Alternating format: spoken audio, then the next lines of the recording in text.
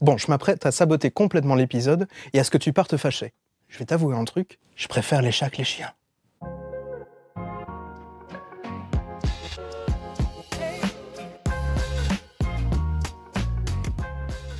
Je dirais 14-15 ans.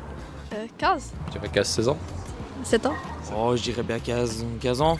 Comme beaucoup de monde, j'ai un chat à la maison. Et une des premières questions que j'ai posées au vétérinaire, c'était de savoir sa durée de vie. On estime en moyenne qu'un chat peut vivre entre 12 et 15 ans. Mais certains chats, avec un peu de chance, atteignent jusqu'à 20 ans. Et le plus vieux, qui s'appelle Fossi, nous vient du Royaume-Uni et il a actuellement 27 ans.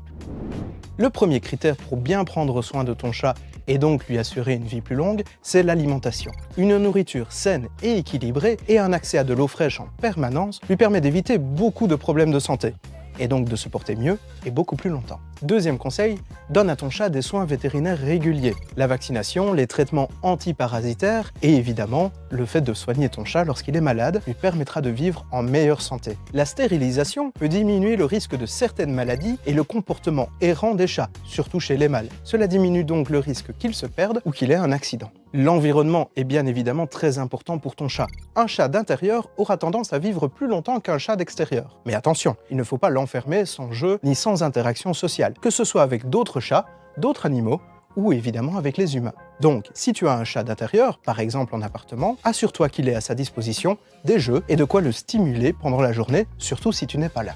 Ensuite, choisis bien la race de ton chat. La génétique joue un rôle sur sa longévité. Les chats de type siamois ou abyssin, de race de chat, vivent en général plus longtemps que d'autres races qui sont plus fragiles. Là encore, un vétérinaire peut t'aider à savoir quelles sont les fragilités de la race du chat que tu as choisi et pouvoir lui donner les soins les plus adaptés. Enfin, brosse ton chat régulièrement et donne-lui une bonne hygiène bucco-dentaire.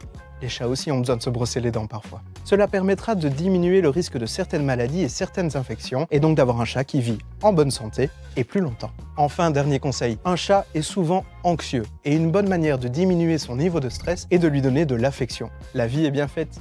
Tu as choisi un chat pour lui donner de l'affection et de l'amour, et il te le rend bien en restant plus longtemps ton compagnon. Allez, je suis sûr qu'avec tous ces conseils, tu vas pouvoir garder ton chat en forme et en bonne santé pendant de longues années et profiter de leur amour et aussi de leurs bêtises. En tout cas, moi, je te donne rendez-vous bientôt dans Épistème pour parler non plus des chats, mais de science.